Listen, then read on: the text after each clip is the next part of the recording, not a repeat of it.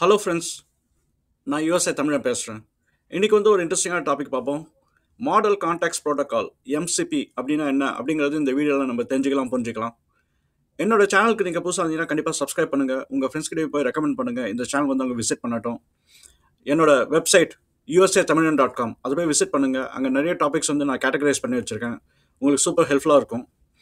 என்னோட Tamil science community WhatsApp சேனலோட link நான் பின் கமெண்ட்லேயும் டிஸ்கிரிப்ஷன்லேயும் போடுறேன். அதை ஃபாலோ பண்ணிட்டு ஜாயின் பண்ணுங்கள். அங்கே நிறைய டெக்னிக்கல் கான்வர்சேஷன்ஸ் உங்களால் பண்ண முடியும். உங்கள் கொஸ்டின்ஸ்லாம் நீங்கள் கேட்க முடியும், ஆன்சர் கிடைக்கும். நானும் உங்ககிட்ட நிறைய விஷயங்கள் கற்றுக்க வாய்ப்பு இருக்குது. சரி, நம்ம வீடியோக்குள்ளே போகலாங்களா? ஓகே.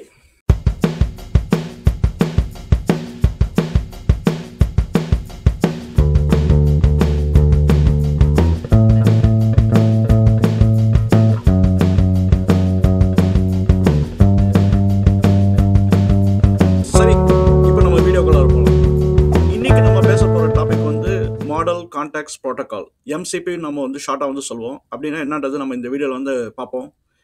இந்த வீடியோ உங்களுக்கு புரியணும் அப்படின்னா நான் எல்எல்எம் லார்ஜ் லாங்குவேஜ் மாடல் பற்றி நான் ஒரு வீடியோ போட்டிருக்கேன். அதை போய் கண்டிப்பாக பாருங்கள். அந்த ஃபவுண்டேஷனல் நாலேஜ் உங்களுக்கு வேணும் இந்த வீடியோ புரியறதுக்கு. அதை பார்த்துட்டு வந்தீங்கன்னா இன்னும் கம்ஃபர்டபுளாக ஃபீல் பண்ணுவீங்க. உங்களுக்கு ஏற்கனவே ஒரு ஐடியா இருந்ததுன்னா ஒன்றும் பிரச்சனை இல்லை, நீங்கள் இந்த வீடியோ ப்ரொசீட் பண்ணுங்கள். நான் அந்த எல்எல்எம்மோட வீடியோ லிங்க் நான் பின் கமெண்ட்லேயும் டிஸ்கிரிப்ஷன்லேயும் போடுறேன். அதை போய் பாருங்கள். நம்ம இந்த எம்சிபி போகிறதுக்கு முன்னாடி கொஞ்சம் ஃபவுண்டேஷனான விஷயம்லாம் நம்ம புரிஞ்சுக்கலாம். ஒன்று எல்எல்எம், அது நீங்கள் அந்த வீடியோவில் பார்த்துருப்பீங்க. அடுத்து ஏஜென்டிக் ஏஐ அப்படின்னு சொல்லுவோம். ரெண்டுத்துக்கு என்ன வித்தியாசம், எல்எல்எம்க்கும் ஏஜென்டிக் ஏஐக்கும் என்ன வித்தியாசம் அப்படின்னு நம்ம பார்த்தோம் அப்படின்னா, எல்எல்எம் ஒரு டேட்டா பேஸ். அதில் என்னென்னா ஜெனரேட்டிவ் ஏஐ வச்சு நீங்கள் ஒரு கொஸ்டின் கேட்கலாம். அது டெக்ஸ்ட் ஃபார்மேட்டில் உங்களுக்கு ஒரு ரெஸ்பான்ஸ் கொடுக்கும். ஸோ நீங்கள் அந்த ரெஸ்பான்ஸ் பேஸ் பண்ணி இன்னொரு கொஸ்டின் கேட்கலாம். அதுக்கு ரெஸ்பான்ஸ் வேறு மாதிரியே கொடுக்கும். ஸோ இது நீங்கள் சாட் ஜிபிடிலே நீங்கள் ட்ரை பண்ணியிருப்பீங்க. அதுக்கு பின்னாடி இருக்கிறது எல்லாமே ஒரு மாடல். அதான் நம்ம லார்ஜ் லாங்குவேஜ் மாடல் அப்படின்னு நம்ம சொல்லுவோம். இப்போ ஏஜென்ட் ஏஐ எங்கே வருது அப்படின்னா, ஏஜென்ட் ஏஐக்கும் எல்எல்எம்க்கும் ஒரு பெரிய வித்தியாசம் இருக்குது. எல்எல்எம் நீங்கள் கேட்குற கொஸ்டினுக்கு ஒரு டெக்ஸ்ட் ஃபார்மேட்டில் ரெஸ்பான்ஸ் கொடுத்துரும். ஆனால் ஆக்ஷன் எடுக்காது. இப்போ நம்ம ஒரு ஆக்ஷன் எடுக்கணும் அப்படின்னா உங்களுக்கு ஒரு டூல் வேணும். அதுதான் நம்ம ஏஜென்டிக் ஏஐ அப்படின்னு சொல்லுவோம். என்ன மாதிரி ஆக்ஷன்ஸ் அப்படின்னா, இப்போ ஒரு உதாரணம் வச்சுக்கலாம். நீங்கள் ஒரு எல்எல்எம் கிட்ட சொல்கிறீங்க, எனக்கு ஒரு இமெயில் கம்போஸ் பண்ணி கொடு அப்படின்னு சொல்கிறீங்க. எல்எல்எம் ஒரு இமெயிலை கம்போஸ் பண்ணி உங்களுக்கு கொடுக்குது. ஆனால் நீங்கள் மறுபடியும் சொல்கிறீங்க, எனக்கு இந்த இமெயிலை இவருக்கு அனுப்பு அப்படின்னு நீங்கள் ஒரு கொஸ்டினை நீங்கள் கேட்குறீங்க, ஒரு சொல்யூஷன் கேட்குறீங்க. அப்படின்னா எல்எல்எம் பண்ணாது. ஏன்னா எல்எல்எம் கிட்ட அந்த கேப்பபிலிட்டி கிடையாது. ஏன்னா ஒரு இமெயில் இன்னொருத்தனுக்கு சென்ட் பண்ணணும் அப்படின்னா எல்எல்எம் பண்ணாது. அதனோட ஒரே வேலை நீங்கள் கேட்குற கொஸ்டினுக்கு ஒரு ஜெனரேட்டிவ் மெத்தடில் உங்களுக்கு ரெஸ்பான்சிவ் கொடுக்கும், அவ்வளோதான். ஆனால் இங்கே தான் நம்ம ஏஜென்டிக் ஏஐன்ற ஒரு விஷயம் வருது. ஏஜென்டிக் ஏஐ என்னன்னா, எல்எல்எம் எந்த விஷயத்தை பண்ணலையோ ஏஜென்ட் ஏஐ நீங்கள் ஒரு ஏஜென்ட் எழுதிக்கலாம்.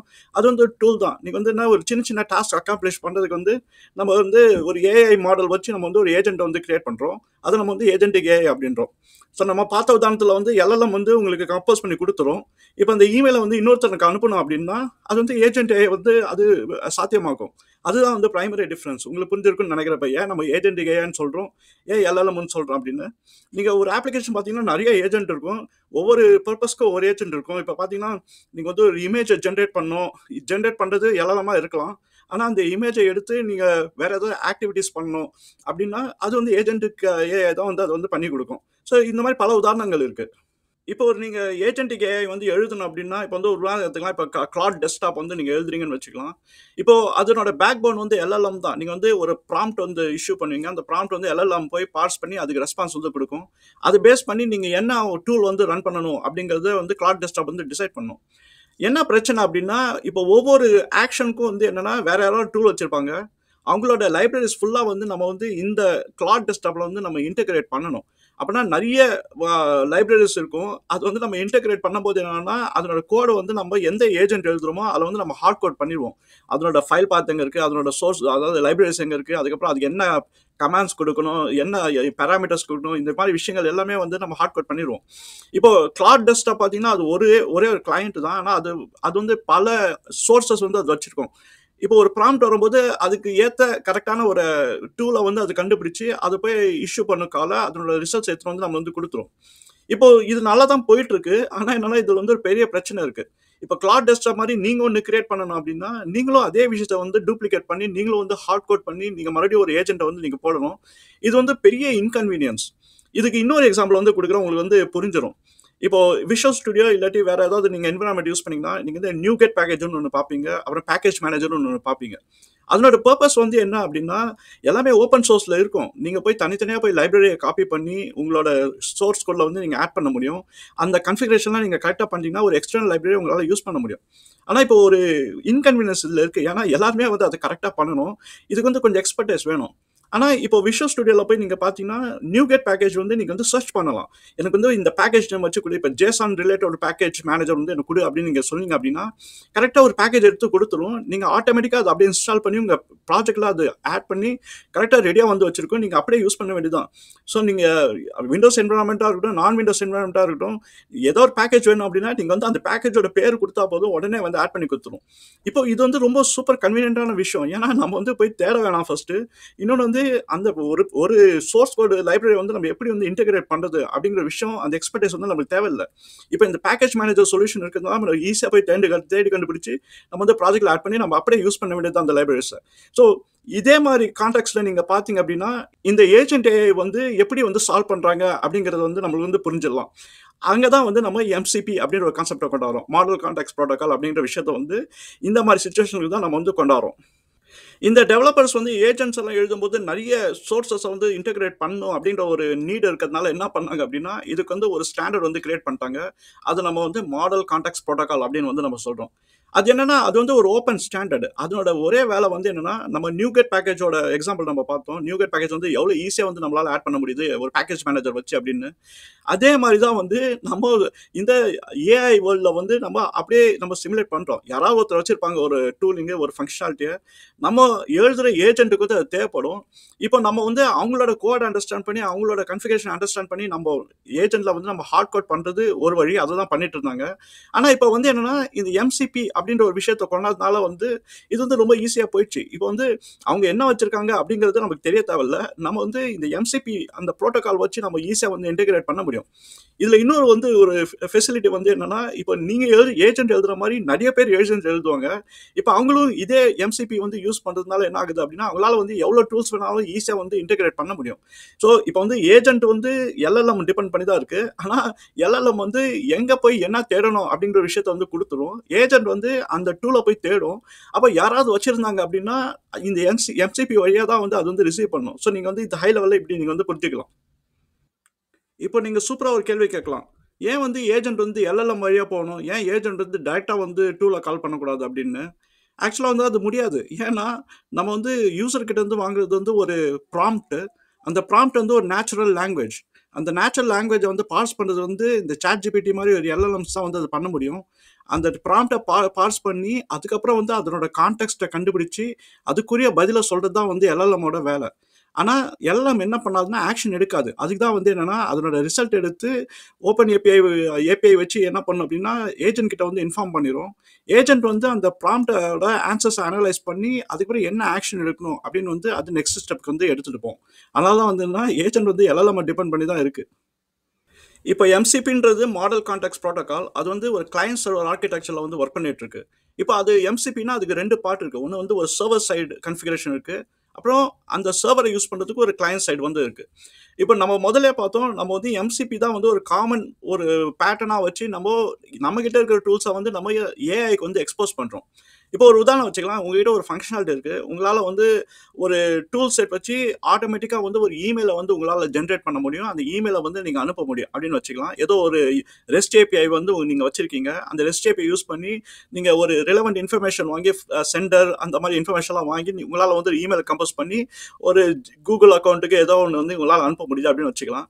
இப்போ இதை வந்து நீங்க வந்து ஒரு ஏஐக்கு வந்து நீங்க எக்ஸ்போஸ் பண்ணணும் அப்படின்னு வச்சுக்கலாம். அப்படின்னா நீங்க வந்து என்ன பண்ணணும் அப்படின்னா ஒரு எம்சிபி சர்வர் ஃபார்மேட்ல அதை வந்து நீங்க கன்வெர்ட் பண்ணிட்டீங்கன்னா அது வந்து யார் வேணாலும் வந்து உங்களோட டூலை வந்து யூஸ் பண்ண முடியும். ஸோ அதுதான் எம்சிபியோட வேலையை. அடுத்த ஆப்ஷன் வந்து என்னன்னா நீங்க உங்க டூலை எக்ஸ்போஸ் பண்றதுக்கு யார் வந்து ஏஜென்ட் வச்சிருக்காங்களோ இல்ல நீங்களே ஒரு ஏஜென்ட் எழுதினாலும் உங்க ரெஸ்ட் ஏபிஎஸ் எல்லாம் வந்து நீங்க ஹார்ட் கோட் பண்ணாதான் வந்து அது ஒர்க் பண்ணும். இப்போ எம்சிபி சர்வர் வந்து எப்படி ஒர்க் பண்ணுது அப்படின்னா, அது வந்து ஒரு சின்ன ஒரு ஃபார்மேட் தான். அதுக்கு தேவை வந்து 3 விஷயங்கள். அந்த எம்சிபி சர்வர் வந்து நீங்க பார்த்தீங்கன்னா, அது வந்து ஒரு பேஜ்லயே வந்து நீங்க முடிச்சிடலாம். அந்த எம்சிபி சர்வர் கான்ஃபிகரேஷன். அந்த 3 விஷயங்கள் வந்து என்னன்னா, உங்களுக்கு வந்து என்ன ப்ராம்ப்ட் வந்து நீங்க இன்ட்ரெஸ்டா இருக்கீங்க. இப்ப யூசர் கிட்ட இருந்து ஒரு ப்ராம்ப்ட் வருது. என்னென்ன கீவேர்ட்ஸ் வந்து நீங்க வந்து டேப் பண்ணணும் அப்படிங்கிற ஒரு விஷயத்த வந்து ஒரு ஃபைல்ல வந்து நீங்க போட்டாகணும். ஸோ அந்த ப்ராம்ப்ட் இந்த மாரி ஒரு ப்ராம்ப்ட் வந்தா என்னோட டூல் வந்து என்கிட்ட இருக்கு அப்படிங்கிறத நீங்க சொன்னீங்க சர்வர் சைட்ல. செகண்ட் வந்து நீங்க என்னென்ன ரிசோர்ஸஸ் வந்து நீங்க வந்து எக்ஸ்போஸ் பண்றீங்க. ஏன்னா ஏதோ ஒரு விஷயம் பண்ணணும்னா நீங்க வந்து ரிசோர்ஸ் யூஸ் பண்ணணும். ஏதோ ஃபைல் சிஸ்டம் யூஸ் பண்ணணும், இல்ல டேட்டாபேஸ் யூஸ் பண்ணணும். ஸோ அந்த ரிசோர்ஸஸ் வந்து என்னென்ன வச்சிருக்கீங்க அப்படிங்கிறது வந்து செகண்ட் கான்ஃபிகரேஷன் வந்து நீங்க பண்ணணும்.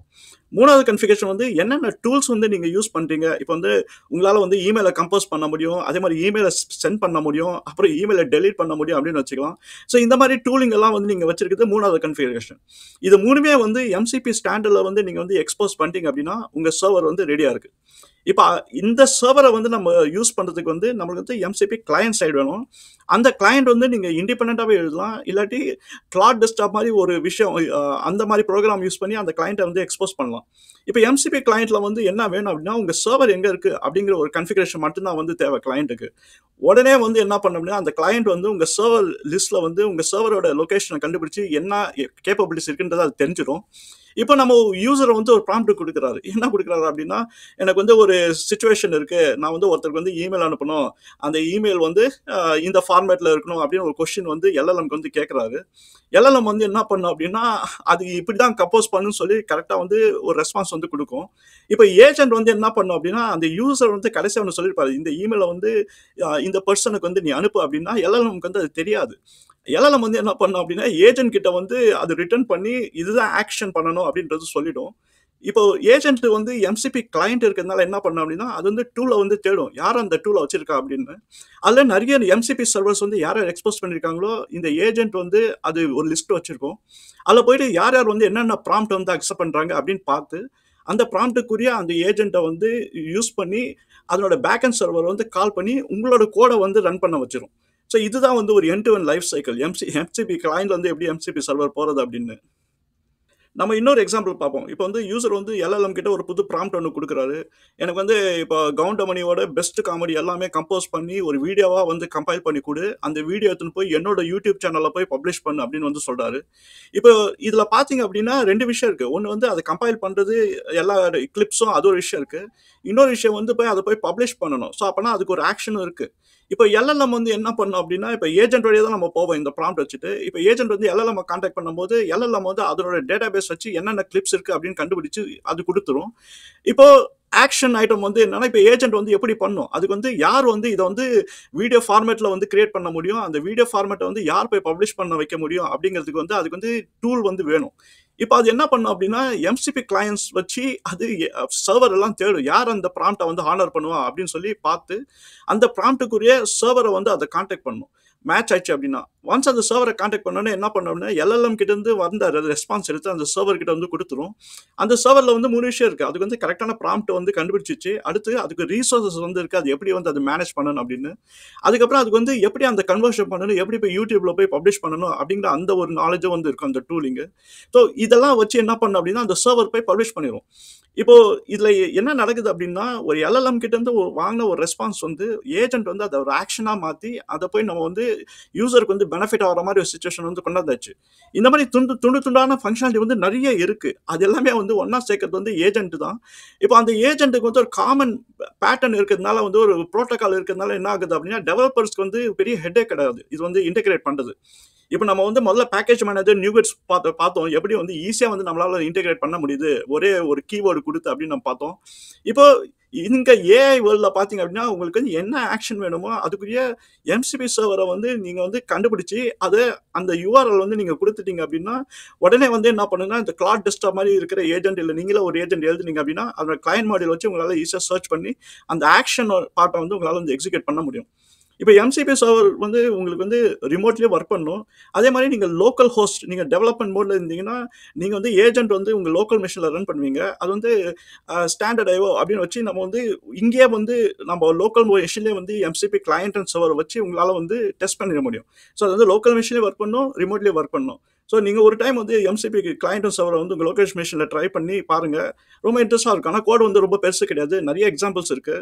அந்த எக்ஸாம்பிள்ஸ் வச்சு நீங்கள் வந்து ஜாலியாக ஒரு எம்சிபி சர்வரை கிரியேட் பண்ணி உங்ககிட்ட ஏற்கனவே ஒரு ஃபங்க்ஷனாலிட்டி இருந்தது, ஒரு ரெஸ்ட் ஏபிஐ மாதிரி ஏதோ ஒன்று இருந்தது அப்படின்னா நீங்கள் கனெக்ட் பண்ணிங்கன்னா நீங்கள் ஒரு ப்ராம்ப்ட் கொடுக்கும்போது அது எல்லாம் வழியாக போயிட்டு வந்து உங்களோட டூல் வந்து கரெக்டாக பிக்கப் பண்ணா அப்படின்னு வந்து பாருங்கள். ரொம்ப சூப்பர் இன்ட்ரெஸ்டிங்காக இருக்கும்.